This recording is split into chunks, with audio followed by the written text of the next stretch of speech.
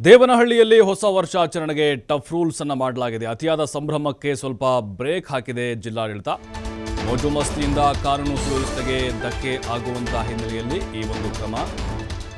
ನೆಲಮಂಗಲದ ಶಿವಗಂಗೆ ಬೆಟ್ಟ, ಸಿದ್ದರ ಬೆಟ್ಟ, ಆವತಿ ಬೆಟ್ಟ, ನಂದಿ ಬೆಟ್ಟ ಸೇರಿ ಹಲವೆಡೆ ಮೋಜು ಮಸ್ತಿಗೆ ಜಿಲ್ಲಾಡಳಿತ ಬ್ರೇಕ್ ಹಾಕಿದೆ.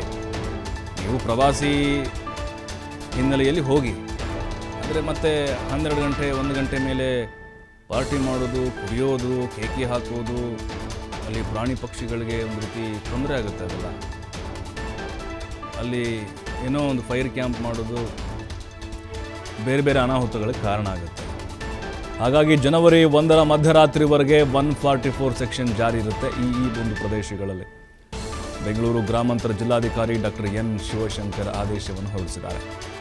ಮೊದಲೇ ನಮ್ಮ ಯುವಕ ಯುವತಿಯರು ಕೇಳಬೇಕಾ, ಹೊಸ ವರ್ಷಾಚರಣೆ ಅಂತಂದರೆ ಮೋಜು ಮಸ್ತಿ ಎಲ್ಲವೂ ಇರುತ್ತೆ. ಆದರೆ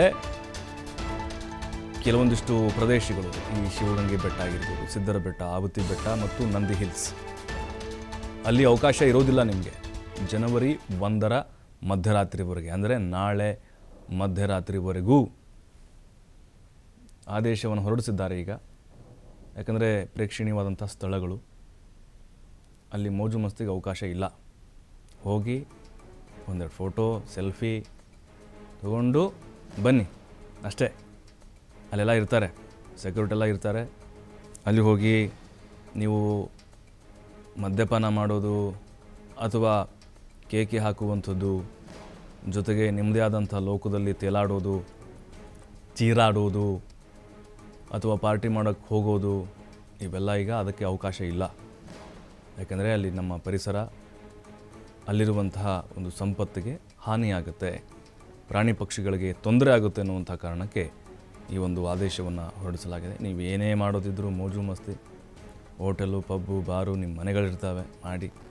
ಅದು ಬಿಟ್ಟು ಒಂದು ದಿನದ ಸಂಭ್ರಮಕ್ಕೆ, ಎಂಜಾಯ್ಮೆಂಟ್ಗೆ ಅಲ್ಲಿ ಪರಿಸರವನ್ನು ಹಾಳು ಮಾಡಿ ಎಲ್ಲಿ ಬೇಕಾದಲ್ಲಿ ಬಾಟ್ಲುಗಳನ್ನು ಎಸೆದು, ಸಿಗರೆಟ್ ಪ್ಯಾಕೆಟ್ ಎಸೆದು, ಜೊತೆಗೆ ಆ ಪ್ಲಾಸ್ಟಿಕ್ ಕವರು ನಾವು ಗಮನಿಸಿದ್ದೇವೆ. ಯಾಕಂತ ಹೇಳಿದ್ರೆ ಹೊಸ ವರ್ಷಾಚರಣೆ ಸಂದರ್ಭದಲ್ಲಿ ಯಾವ ರೀತಿಯಾದಂಥ ಲೋಕ ತೆರೆದಿರುತ್ತೆ ಅಂಥೇಳಿ ಪಾರ್ಟಿ ಮಾಡ್ತಾರೆ, ಎಲ್ಲ ಮಾಡ್ತಾರೆ, ಓಕೆ, ಆಮೇಲೆ ಎಲ್ಲ ಅಲ್ಲೇ ಬಿಟ್ಟು ಹೋಗ್ತಾರೆ. ಅದನ್ನು ಯಾರು ಬಂದು ಹಾಕಬೇಕು? ಹಾಗಾಗಿನೇ ಇದೆಲ್ಲವೂ ಕೂಡ ಪರಿಸರಕ್ಕೆ ಮಾರಕ ಆಗ್ತಾ ಇದೆ. ಇದು ಉತ್ತಮವಾದಂಥ ಒಂದು ಆದೇಶ.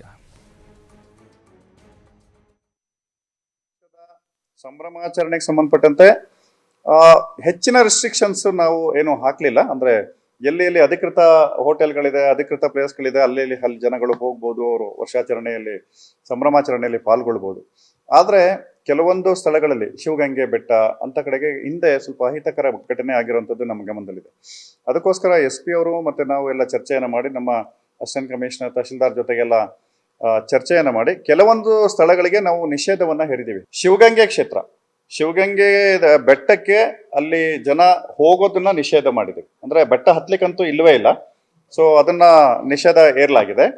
ಹಾಗೆ ಮಾಕ್ಲಿ ಬೆಟ್ಟ, ಕೆಲವರು ಮಾಕ್ಲಿ ಬೆಟ್ಟಕ್ಕೆ ಟ್ರೆಕ್ಕಿಂಗ್ ಅಂತ ಹೋಗೋದು ಅಥವಾ ಅಲ್ಲಿ ಪಾರ್ಟಿ ಮಾಡಲಿಕ್ಕೆ ಹೋಗೋದು, ಇಂಥ ಸಂದರ್ಭ ಆಗೋ ಸಾಧ್ಯತೆ ಇದೆ. ಮಾಕ್ಲಿ ಬೆಟ್ಟಕ್ಕೂ ಕೂಡ ಎಂಟ್ರಿಯನ್ನು ನಿಷೇಧ ಮಾಡಿದ್ದೇವೆ. ಮತ್ತೆ ಆವತಿ ಬೆಟ್ಟ ಹಾಗೂ ನಂದಿ ಬೆಟ್ಟದ ತಪ್ಪಲು, ಅದು ತಪ್ಪಲು ಅಂತ ಹೇಳಿದ್ದೀವಿ. ತಮಗೆಲ್ಲ ಗೊತ್ತಿದೆ, ಬೆಟ್ಟ ಅವರಿಗೆ ಚಿಕ್ಕಬಳ್ಳಾಪುರಕ್ಕೆ ಬರ್ತದೆ, ಅದು ಅವರು ಆದೇಶ ಮಾಡ್ತಾರೆ. ಕೆಲವರು ಬೆಟ್ಟ ಹತ್ಲಿಕ್ಕಿಲ್ಲ, ಅಲ್ಲಿ ಸುತ್ತಮುತ್ತ ಅಲ್ಲಿ ಹೋಗ್ತೀವಿ ಅಂತ ಹೋಗ್ಬೋದು. ಅದು ಈ 4 ಸ್ಥಳಗಳಿಗೆ ನಾನು ನಿರ್ಬಂಧವನ್ನು ಈಗಾಗಲೇ ನಿನ್ನೆ ಆದೇಶ ಹೊರಡಿಸಿದ್ದೀನಿ. ಸೊ ಪೊಲೀಸ್ನವರು ಅದನ್ನು ಕಟ್ಟುನಿಟ್ಟಾಗಿ ಜಾರಿಗೊಳಿಸ್ತಾರೆ. ಉಳಿದಂತೆ ದೇವಸ್ಥಾನದ್ದು ನಾವೇನು ಮಾಡಿಲ್ಲ. ಘಾಟಿ ದೇವಸ್ಥಾನದಲ್ಲಿ ಅಂಥದ್ದೇನು ದೇವರ ಒಂದು ದರ್ಶನಕ್ಕೆ ಬರೋರಿಗೆ ನಾವೇನು ಯಾವುದೇ ನಿರ್ಬಂಧವನ್ನು ಇಲ್ಲ. ಇನ್ನು ನಾರ್ಮಲಿ ಹೊಸ ವರ್ಷಾಚರಣೆ ಅಂದರೆ ಇಂಥ ಜಾಗಕ್ಕೆ ಹೋಗ್ತಾರೆ ಪಾರ್ಟಿ ಮಾಡೋದು ಅಂತಿಂಥದ್ದು, ಅದಕ್ಕೆ ನಾವು ನಿರ್ಬಂಧವನ್ನು ಹೇಳಿ. ಹೊಸ ವರ್ಷದ ಸಂಭ್ರಮಾಚರಣೆಗೆ ಸಂಬಂಧಪಟ್ಟಂತೆ ಹೆಚ್ಚಿನ ರೆಸ್ಟ್ರಿಕ್ಷನ್ಸ್ ನಾವು. ಮತ್ತಷ್ಟು ಮಾಹಿತಿ ಸುರೇಶ್ ಬಾಬು ನೀಡ್ತಾರೆ. ಸುರೇಶ್ ಬಾಬು, ಈಗ ಇವತ್ತೆಲ್ಲ ಪ್ಲ್ಯಾನ್ ಆಗಿರುತ್ತೆ. ನಂದಿ ಹಿಲ್ಸು, ಶಿವಗಂಗೆ ಬೆಟ್ಟ, ಅಂತರಗಂಗೆ ಬೆಟ್ಟ, ನೈಟ್ 12 ಗಂಟೆ ಮೇಲೆ ಫೈರ್ ಕ್ಯಾಂಪು, ಎಣ್ಣೆ ಪ್ಲ್ಯಾನ್ ಮಾಡ್ಕೊಂಡಿರ್ತಾರೆ. ಬಟ್ ಅವ್ರಿಗೂ ಕೂಡ ಒಂದು ರೀತಿ ದೊಡ್ಡ ಶಾಕ್. ಇದು ಒಂದು ಉತ್ತಮವಾದಂಥ ನಿರ್ಧಾರ ಅಂತ ಈ ಟೈಮಲ್ಲಿ. ಖಂಡಿತ ಪ್ರಭು, ಯಾಕೆ ಅಂತಂದ್ರೆ ಹೊಸ ವರ್ಷ ಬಂತು ಅಂತಂದ್ರೆ ನಮ್ಮ ಈಗಿನ ಯಂಗರ್ ಜನರೇಷನ್, ಅದರಲ್ಲೂ ಮುಖ್ಯವಾಗಿ ಯುವ ಜನತೆಯ ಏನು ಪರಾಕಾಷ್ಠೆ, ಏನು ಅನ್ಲಿಮಿಟೆಡ್ ಸಂತೋಷ ಪಟ್ಬಿಡ್ಬೇಕು, ಎಂಜಾಯ್ ಪಡ್ಬೇಕು, ಮತ್ತು ಹೊಸ ವರ್ಷದ ದಿನ ಸಂಭ್ರಮ ಮುಗಿಲು ಮುಡಬೇಕು, ಅದು ಚಲಾಪಿಲಿ ಆಗ್ಬೇಕು, ಖುಷಿ. ಒಂದೇ ದಿನ ನಾವು ಸ್ವರ್ಗಕ್ಕೆ ಏನೋ ಮೂರೇ ಬಾಗ್ಲು ಅನ್ನೋ ಹಾಗೆ ಸ್ವರ್ಗಕ್ಕೆ ತಲುಪಿ ವಾಪಸ್ ಬರ್ಬೇಕು ಅನ್ನೋ ಧಾವಂತಕ್ಕೆ ಬಿದ್ದು ಜನ ಅತಿರೇಕಕ್ಕೆ ಹೋಗ್ತಕ್ಕಂಥದ್ದು. ಅದರಲ್ಲೂ ಎಣ್ಣೆ, ಮಾಂಸ ಮತ್ತು ಈ ಗಾಂಜಾ, ಈ ಎಲ್ಲಾ ನಶೆಗಳಿಗೆ ಬಿದ್ದು ಯುವ ಜನತೆ ತಮ್ಮ ಪ್ರಾಣವನ್ನ ಕಳ್ಕೊಳ್ತಾ ಇದ್ದಾರೆ. ಅಪಘಾತಗಳಾಗ್ತವೆ, ಏನು ಅಪಾರ ಪ್ರಮಾಣದ ಆಸ್ತಿ ನಾಶ ಆಗ್ತದೆ, ಪರಿಸರ ನಾಶ ಆಗ್ತದೆ. ಈ ಎಲ್ಲವನ್ನ ಈ ಹಿಂದೆ ಆಗಿರ್ತಕ್ಕಂತಹ ವಿದ್ಯಮಾನಗಳನ್ನ ಪರಿಗಣಿಸಿದಾಗ ಈ ಉಪಟಳಗಳಿಗೆ ಬ್ರೇಕ್ ಹಾಕ್ಬೇಕು ಅನ್ನೋ ನಿಟ್ಟಿನಲ್ಲಿ ಬೆಂಗಳೂರು ಗ್ರಾಮಾಂತರ ಜಿಲ್ಲಾಧಿಕಾರಿ ಡಾಕ್ಟರ್ ಎನ್ ಶಿವಶಂಕರ್ ಅವರು ಆದೇಶ ಹೊರಡಿಸಿರ್ತಕ್ಕಂಥದ್ದು.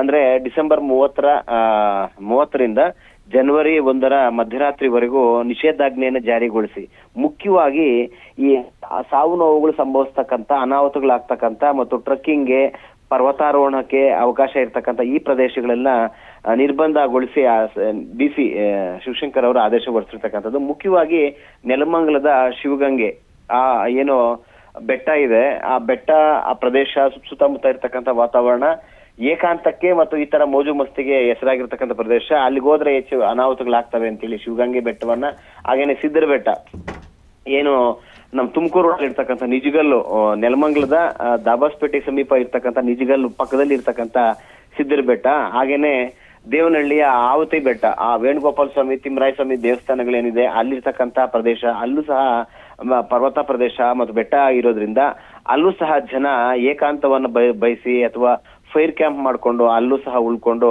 ಅನಾಹುತಗಳಾಗ್ತವೆ. ಎಣ್ಣೆ ತಗೊಂಡು ಹೋಗ್ತಾರೆ, ಮಾಂಸ ತಗೊಂಡು ಹೋಗ್ತಾರೆ, ಅಲ್ಲಿ ತಿಂದು ತೇಗಿ ಎಲ್ಲ ಬಾಟ್ಲುಗಳನ್ನ ಅಲ್ಲೇ ಎಸೆದು ಪರಿಸರ ನಾಶ ಮಾಡಿ ಜನರ ನೆಮ್ಮದಿ ಹಾಳು ಮಾಡ್ತಾರೆ ಅನ್ನೋ ಕಾರಣಕ್ಕೆ ಆ ಏನು ಆವತಿ ಬೆಟ್ಟಕ್ಕೂ ಸಹ ನಿರ್ಬಂಧ ಇರತಕ್ಕಂಥದ್ದು. ಹಾಗೇನೆ ನಂದಿ ಬೆಟ್ಟದ ತಪ್ಪಲು, ಮುಖ್ಯವಾಗಿ ನಂದಿ ಬೆಟ್ಟ ಎಲ್ಲ ಬರೋದು ಚಿಕ್ಕಬಳ್ಳಾಪುರ ಜಿಲ್ಲೆಗೆ, ಆದ್ರೆ ನಂದಿ ಬೆಟ್ಟದ ಬುಡ ಇನ್ನು ನಂದಿ ಕಣಿವೆ ಇದೆ, ಆ ಕಣಿವೆ ಪ್ರದೇಶ ಅದೆಲ್ಲ ಗ್ರಾಮಾಂತರಕ್ಕೆ ಸೇರಿರ್ತಕ್ಕಂಥ ದೊಡ್ಡಬಳ್ಳಾಪುರ ಗ್ರಾಮಾಂತರ ಜಿಲ್ಲೆ ಸೇರಿರ್ತಕ್ಕಂಥ ದೊಡ್ಡಬಳ್ಳಾಪುರ ತಾಲೂಕು ಪ್ರದೇಶದಲ್ಲಿ ಚಿಕ್ಕರಾಯಪ್ಪನಹಳ್ಳಿ, ದೊಡ್ಡರಾಯಪ್ಪನಹಳ್ಳಿ, ಆಮೇಲೆ ಮೆಳೆಕೋಟೆ, ಆ ಏನ್ ತಪ್ಪಲಿದೆ ಚೆನ್ನಳ್ಳಿ ಏನು ಆ ಪ್ರದೇಶಗಳಲ್ಲಿ ಮೋಜು ಮಸ್ತಿ ಮಾಡ್ತಾರೆ ಅಂತ ಹೇಳಿ ನಂದಿ ಬೆಟ್ಟದ ತಪ್ಪಲಿಗೆ ಹೋಗ್ತಕ್ಕಂತಹ ಅದನ್ನ ಸಹ ನಿರ್ಬಂಧ ಏರಿ, ಅಂದ್ರೆ ದೊಡ್ಡಬಳ್ಳಾಪುರ ಗ್ರಾಮಾಂತರ ಪೊಲೀಸರು ಆ ನಿಟ್ಟಿನಲ್ಲೂ ಸಹ ಕ್ರಮ ಜರುಗಿಸಬೇಕು. ಈಗಾಗಲೇ 28ನೇ ತಾರೀಕೆ ಬೆಂಗಳೂರು ಗ್ರಾಮಾಂತರ ಪೊಲೀಸ್ ವರಿಷ್ಠಾಧಿಕಾರಿ ಆಗಿರ್ತಕ್ಕಂಥ ಮಲ್ಲಿಕಾರ್ಜುನ ಬಾಲದಂಡಿ ಅವರು ಜಿಲ್ಲಾಧಿಕಾರಿಗಳನ್ನ ಉಲ್ಲೇಖ ಮಾಡಿ ಕಾನೂನು ಸುವ್ಯವಸ್ಥೆಗೆ ಈ ಪ್ರದೇಶಗಳಲ್ಲಿ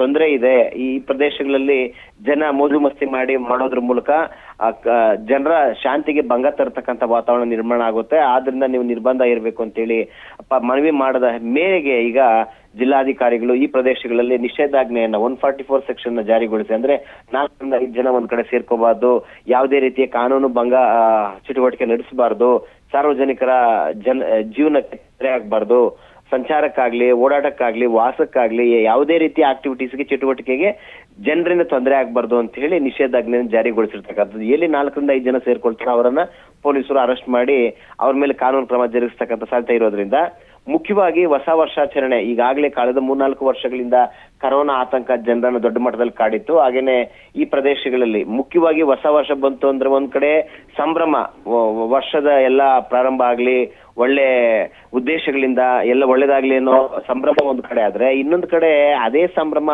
ಮುಗಿಲು ಮುಟ್ಟಿದಾಗ ಅಥವಾ ಸಂತೋಷ ಸಂಭ್ರಮ ಜಾಸ್ತಿ ಆದಾಗ, ಅತಿರೇಕ ಆದಾಗ ಅದು ಉದ್ದಟತನಕ್ಕೆ ಹೋಗಿ ಮತ್ತು ಅದು ಅತಿರೇಕ ಆದಾಗ ಅನಾಹುತಗಳಾಗ್ತವೆ, ಅಪಾರ ಪ್ರಮಾಣದ ಸಾವು ನೋವುಗಳಾಗ್ತವೆ.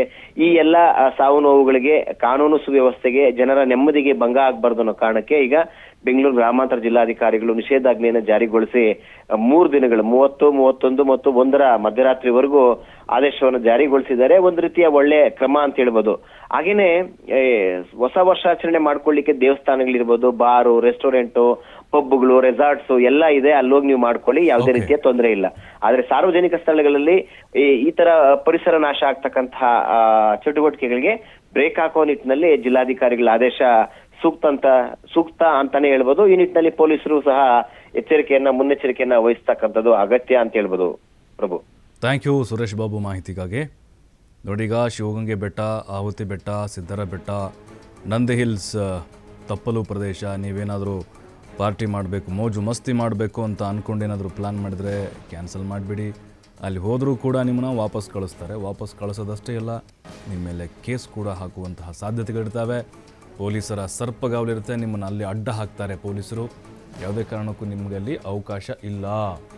ಹಾಗಾಗಿನೇ ಈ 4 ಪ್ರದೇಶಗಳಲ್ಲಿ ಈಗ 144 ಸೆಕ್ಷನ್ ಜಾರಿಲಿರುತ್ತೆ.